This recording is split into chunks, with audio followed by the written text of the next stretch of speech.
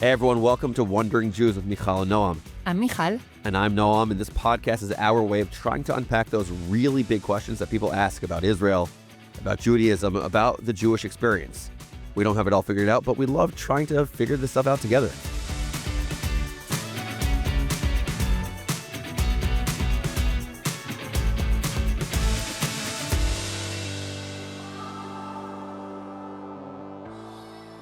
I want to just say this as we start this conversation. This episode, our conversation right now, is happening on October 31st, on Friday.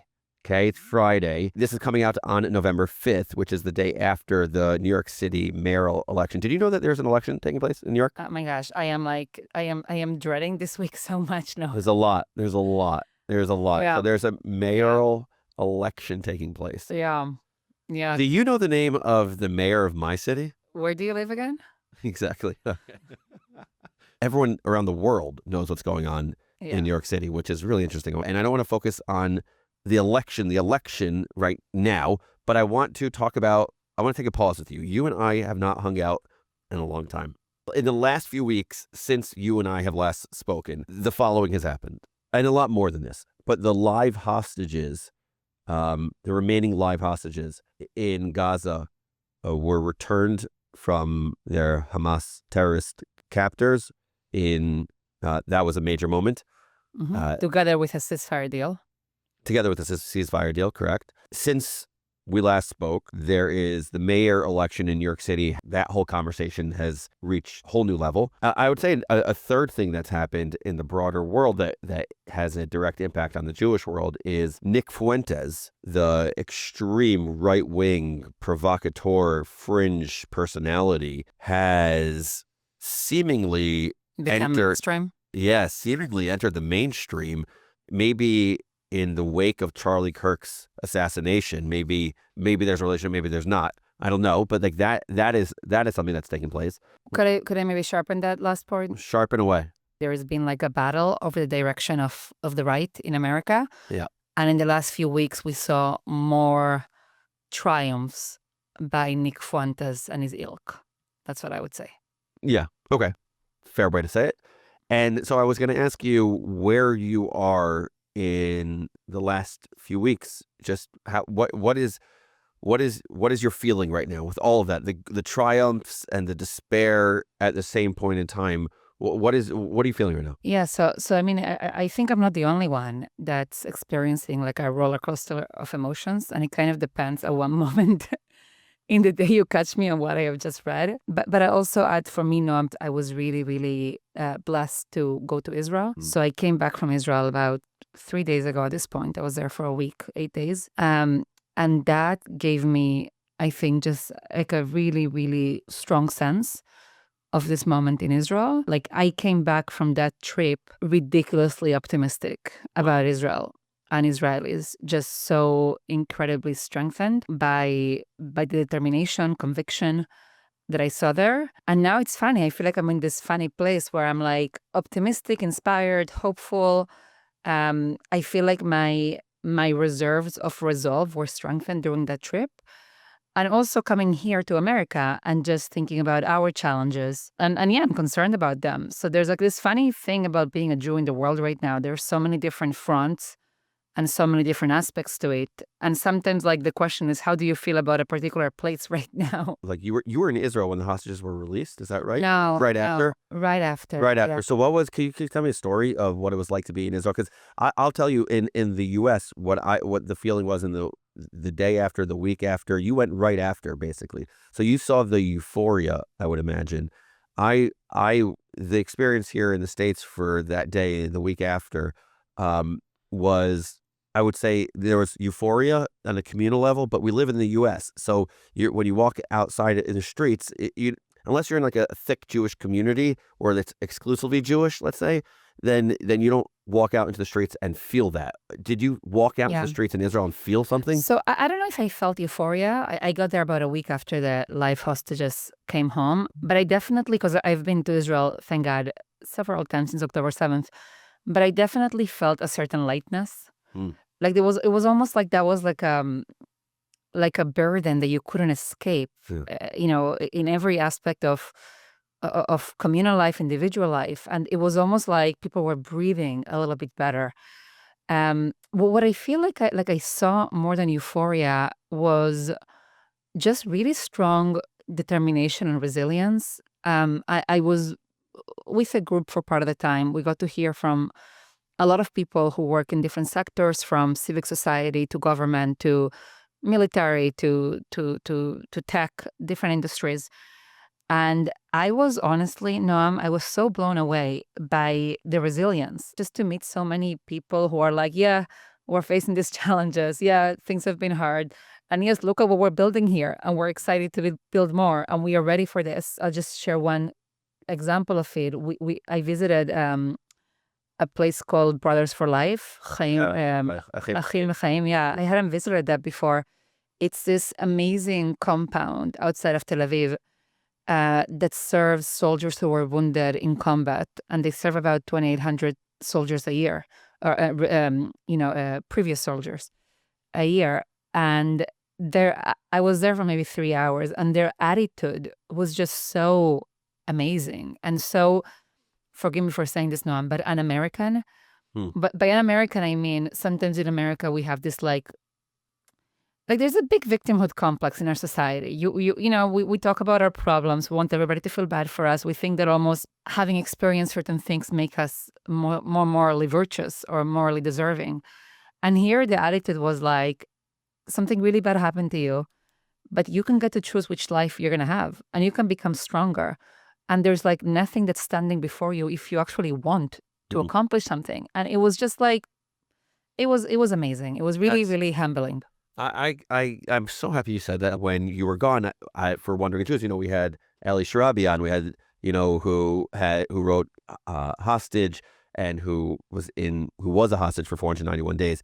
And that is, I would call, a through line throughout his entire book. Every time he talks about the choice. And the choice, you don't get to choose the circumstances that you're in. You get to choose how you react to the circumstance. That's a distinctly Israeli, I want to say Zionist sort of approach to life. And it reminded me of another book that I read a while ago, which totally changed my life, which is The Choice by Edith Eva Eger. And she writes about her experience in the Holocaust and how she's made the choice to act in a certain way. And it's almost like, why do you have to have the resilience to make these choices? Like, I almost feel like, come on, why do we have to go through that to be in the position to make these choices?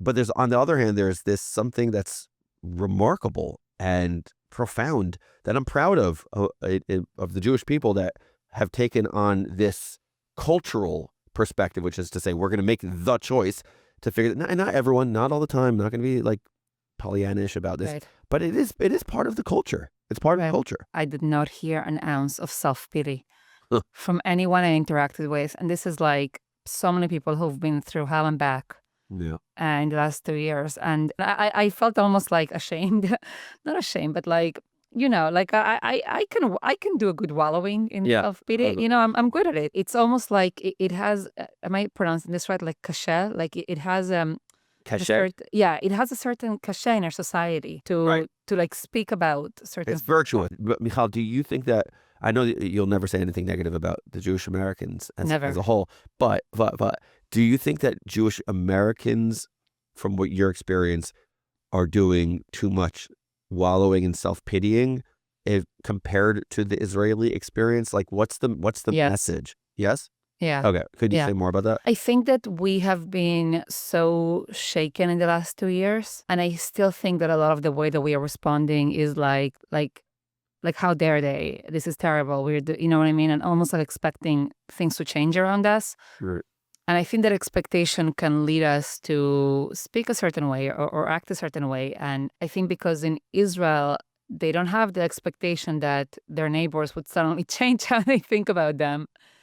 It's a little bit of like a tougher skin attitude, and like a little bit less like I'm trying to talk about how bad things are. It's a little bit more like accepting, like this is hard. So like, for example, I heard from a couple of people working in tech who've experienced significant obstacles because they're Israeli in the international market. Like, it's not easy to be an Israeli, a person trying to build relationships with partners in Europe, for example.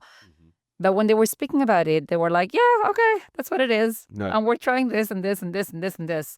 So I think that so it's not like I'm blaming us American Jews. I just think that our experience, our love affair with the acceptance that we had in America has left us a little bit unprepared for this moment and has left us a little bit less resilient. And I think that we need to just build up those muscles because I don't think that things are going to get easier. I think they're going to get harder. So let's pull on that Not to thread. be so dark on that. No, it's fine. But I want to pull on that thread with you. So the way, I'm not going to give imagery. I have imagery in my head that's probably not something I should say on the podcast. But it feels like it's coming out of both sides. What do I mean by that? It's like there is Mamdani on my left, Fuentes on my right. Can I say that? You could say it like that. Like, it feels like from the outside, from the external, it feels as though this is a moment in which I would want to have self-pity. Like, I'd want to wallow. I'd want to be like, is this serious? You kind of want to look around. Here's what I always want to do with my non-Jewish friends and the broader world. I kind of want people to just see this. Do you see the way, this is the self-pity part of me talking right now. Do you see the way? Go for it. You have 3 minutes. See the way? How much do you charge for this? So for you. So here's the thing. Like, here's what I would want to say. Do you not see a person, and I'm not talking about who should win or shouldn't win a mayoral election. Okay, I'm staying away from making claims on that. But I want you to hear this, okay? Here's one person who historically has said the following. I don't have a major problem with globalized intifada, and it doesn't just mean globalize the struggle. That's not what it means. And he didn't say I do, or he didn't just outright say this is a horrific thing to say. The intifada is something, specifically the second intifada, that the Jewish people and the Israeli people were killed, maimed in the most gruesome attacks possible. Suicide bombs, going to restaurants, going to buses, et cetera, et cetera. So to not say something like, hey, that is an awful thing to say, just like, be simple, don't make this complicated. Yeah, don't say globalized intifada. Let's not intellectualize something that doesn't require intellectualism. Okay, let's say that for other things. Or saying that the IDF, trained the NYPD to engage in horrendous practices. Those sorts of things are to not fully commit to the idea that a Jewish state should exist in the land of Israel. What those boundaries and borders should be, up for dispute, no problem. But to not simply say that, yeah, I believe that there should be a Jewish state in Israel. So that's happening on one side, okay? And saying I shouldn't be, guided by the billionaires who, tell me to believe in these things. And then on the other side, you have the Dave Smiths, you have the Nick Fuentes, you have the Tucker Carlsons, you have the Candace Owens, and I'm on the extreme left there, et cetera, all as well. And they're saying very similar things. They're saying that Jews have too much. They signal it in different ways, but that Jews control too much. Jews have too much power. Israel has too much power. Code word for Jews. Globalists have too much power. Code word for Jews. Like, this is not. I mean, Fuentes talks about Jews straight. Yeah, Fuentes talks about Jews, but then the Heritage Foundation comes out and heroically. That was yesterday, right? That was yesterday. Heroically comes out and says, you know what? We're not going to distance ourselves from Tucker Carlson. Well, maybe just say a word. Sorry. For those who might not know. Was that more than 3 minutes? Can you just say a word about the Heritage Foundation and why they're so important? They are what I think the major conservative political think tank in the United States of America. Right. They're viewed as like the intellectual backbone. Yeah. Yeah. So that's important.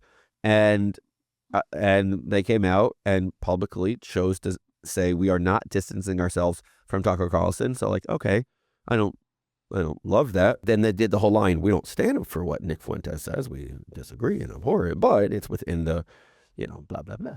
So I was just like, is this as a Jew, did you ever do that? As a Jew, I felt like, do you not all see what is happening around us? Do you ever have these conversations in which because you said that you wanted to turn to like your non-Jewish friends or acquaintances and say like, do you not see? Have you tried that? Well, can I tell you why I think I don't do it often, but I'll tell you the reason I rarely do it. It's because of the first part of what you and I just spoke about. I don't want to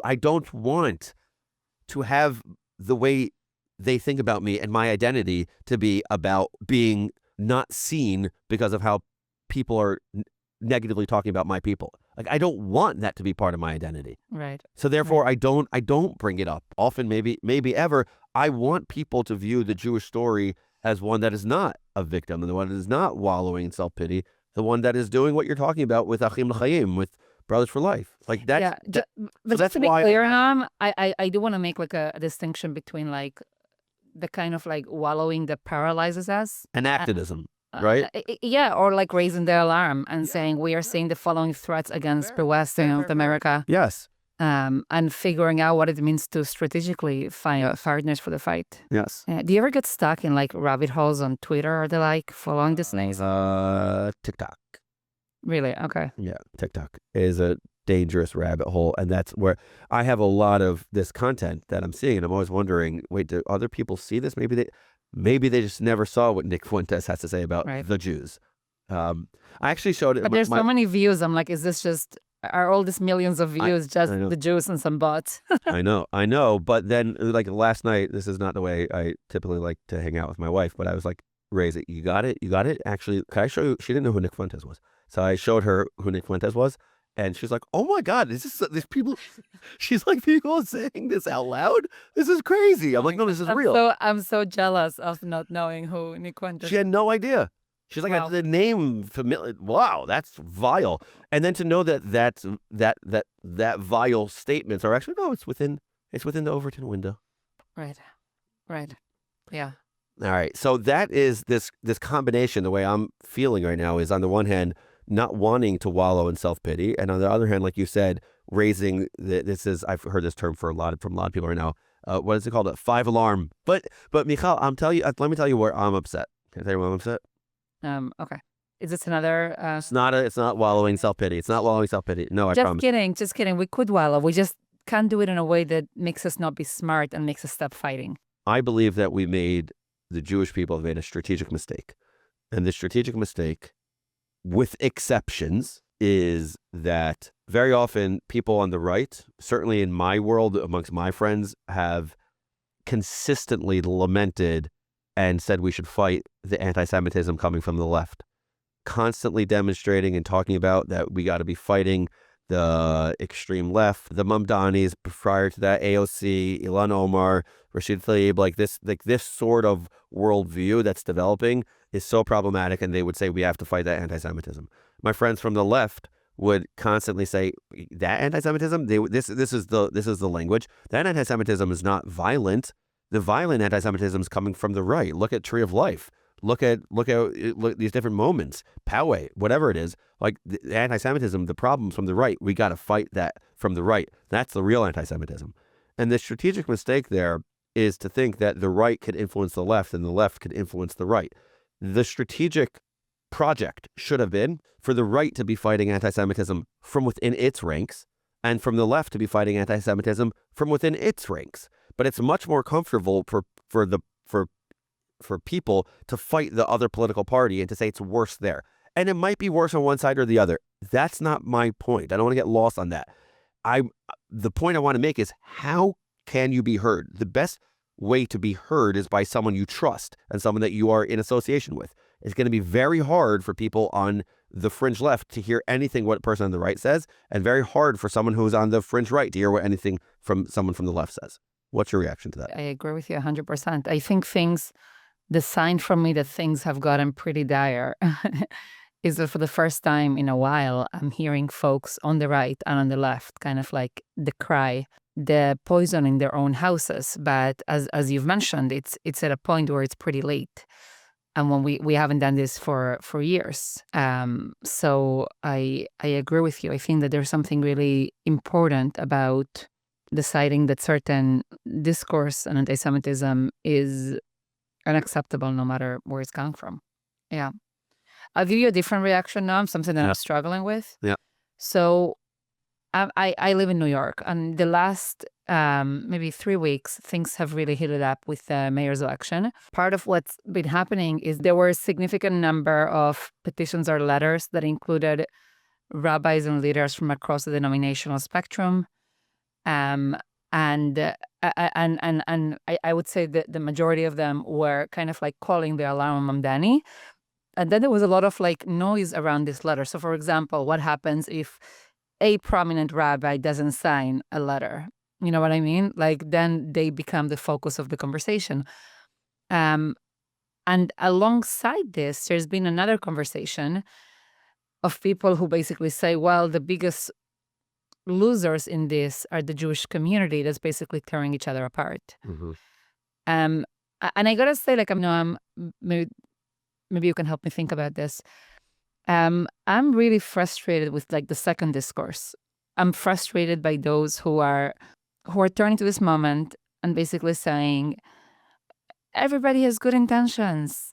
You know, these are all legitimate points of view to take. And the most important thing is to respect each other and to not let this thing divide us. Do you have a reaction as to either my annoyance or the phenomenon? I'm not. I'm actually more interested in why it bothers you. Why the second discourse bothers you more. I think that part of what we need to do right now in all of these fights that we have ahead of us is we need to have broad tents, but we also need to have certain North Stars. Mm. And it requires a certain amount of moral clarity, and to say certain things shouldn't be allowed. I mean, Yeah. Can you give me an example of what you mean? You might be speaking in metaphors for a reason, but do you... Well, in this case, you will have people who say there's amazing good Jews with legitimate reasons on all sides supporting Mamdani or opposing him, and we should be focusing mainly on prioritizing Jewish peoplehood and respecting each other as opposed to, vilifying each other's choices. Now, there's different reasons this annoys me, even though I did say that I would love your help to make sure that I'm thinking about this in a good way. But I'll just mention two of them.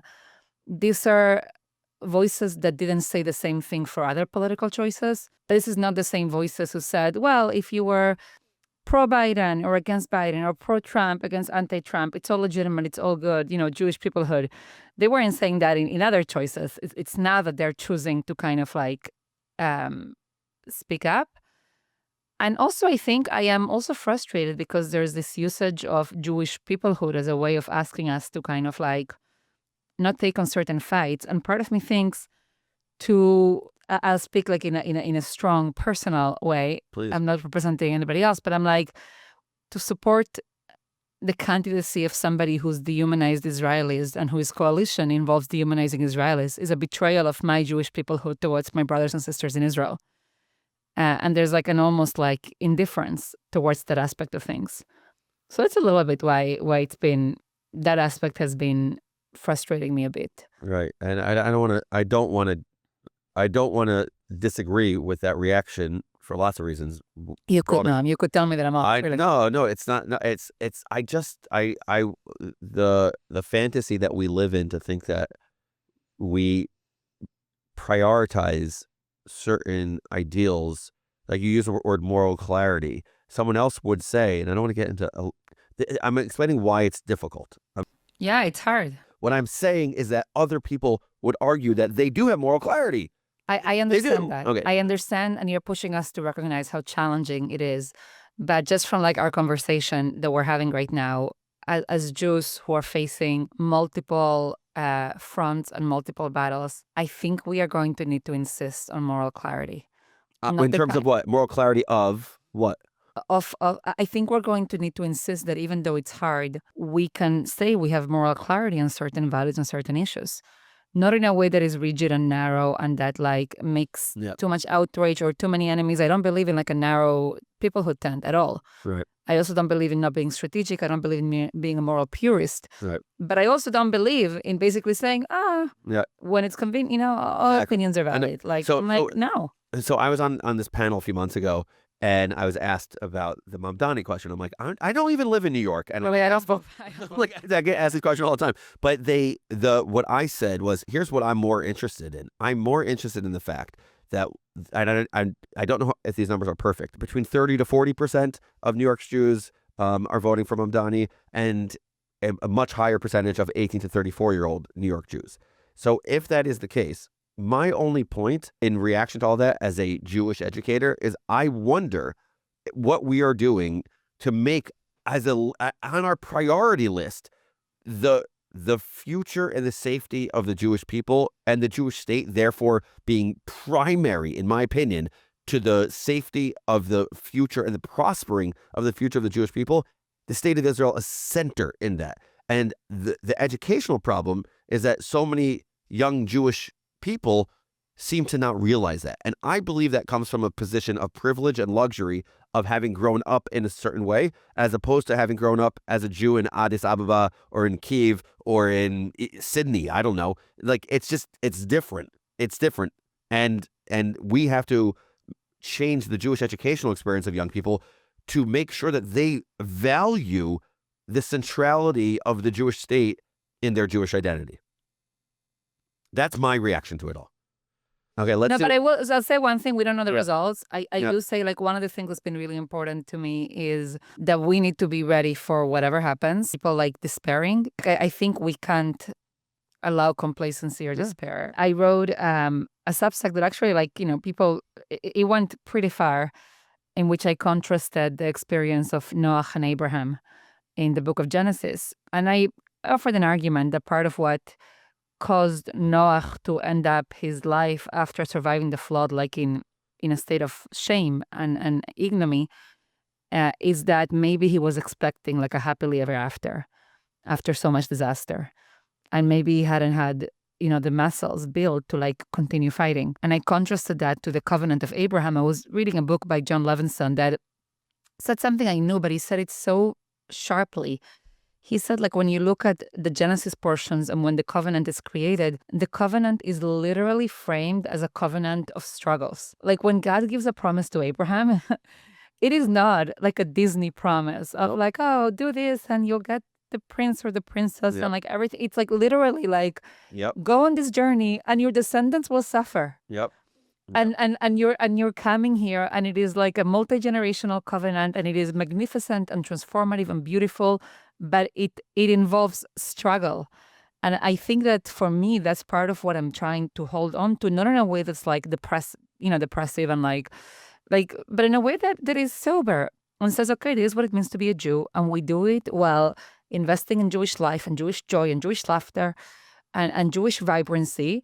And we do it in a way that things happen and we get up and we keep building and we keep doing. And that to me feels like you spoke about education and you gave one vision as to what we need to do in terms of bridging the gaps between different generations and how we think about this moment. And I'm going to add to that educational mission what it means to help us have those tools. I love that. I want to double down on that. There's an idea that Jacob, who's the grandson of Abraham, to pick up on your point, that it says Vayeshev Yaakov, which means that, and Yaakov settled, Jacob settled.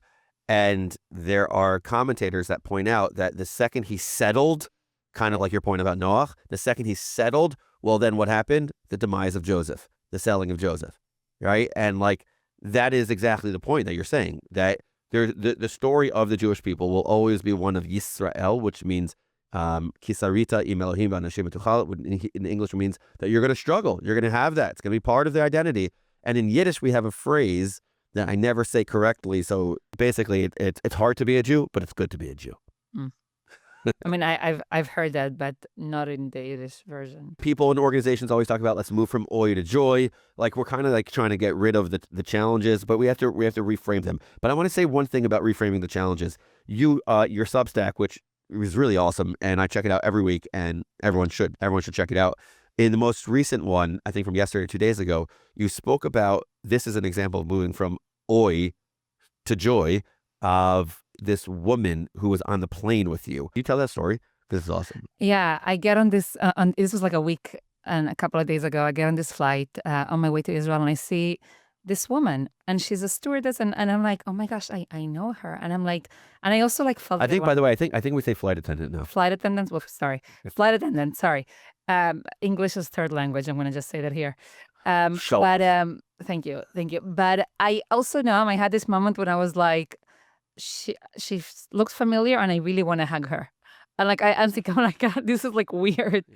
It was also like a delayed flight, 5 hours in JFK, whatever. And then I'm thinking more, and I'm like, oh my gosh, I know what this is. And the year beforehand, in March, I had flown to Rome, and she had recognized my hostage tag when I came on the flight, and I was expecting something not nice, or I don't know what I was expecting, and instead she comes over to me, a year ago, and she's like, oh my gosh, I miss going to Tel Aviv. I used to love going to Israel so much.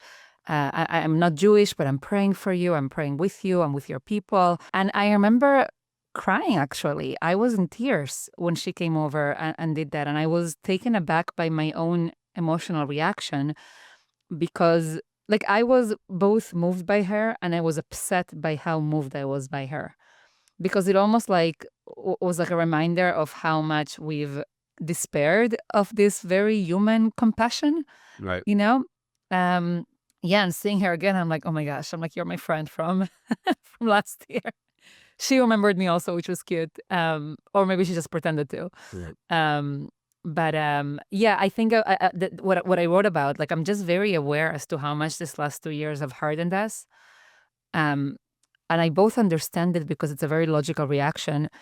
And I also think that even as we are fighting and facing Jew hatred on the right and the left, I'm always thinking, like, what does it mean that for us the covenantal blessing, that God gave to Abraham and Sarah was not just you're going to struggle, but it is like you're going to be part of the world and your name will be a blessing.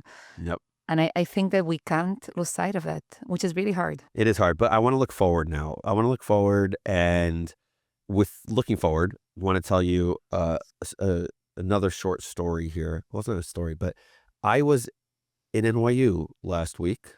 Oh yeah, you were in my neighborhood. I was in your stomping ground. Yeah, when I wasn't there. When you I weren't think there, you claimed just because I wasn't. No, but I got to tell you. So I went to speak at NYU, and you were like a major celebrity there. Which was really nice. But I think it, like, when I looked at that group around me when I was speaking, and I gave them a charge of 10 things that I want them to be thinking about, and they huddled around me afterwards talking about, like, what can we do differently? How can we express our Jewish identity? How can we express our universal impulses while being strongly Jewish? What does that look like? I'm in. And when I'm looking forward, I see that group of young people who do deeply care, deeply care about being part of the mission of the Jewish people and the mission of what it means to be a good American citizen as well. And I was really inspired by this group. They're young. They're young and hungry. Mostly undergrads? Undergrads, yeah. Young and hungry. And they need to be galvanized, and because it's there.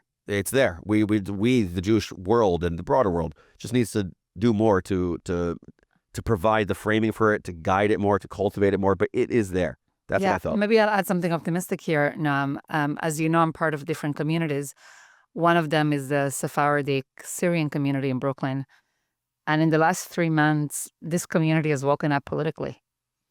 Like I am in so many chats with so many young people who because of historical reasons, weren't as involved in the civic process. Yeah. And now there is knowledge, excitement, energy, talking about what it means to be an American, what it means to become activated. So I definitely think that I love our people, and we definitely have what it takes.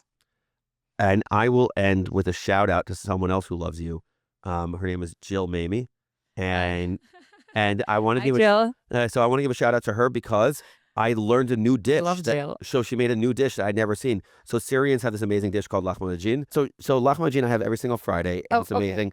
Okay. You want to say what it is? Lahmacun is like this sweet meat on like small micro pizzas. They're like that's the way I would describe it, like little circles of dough, of like heavenly dough with sweet meat that's meat on it. Tamarind.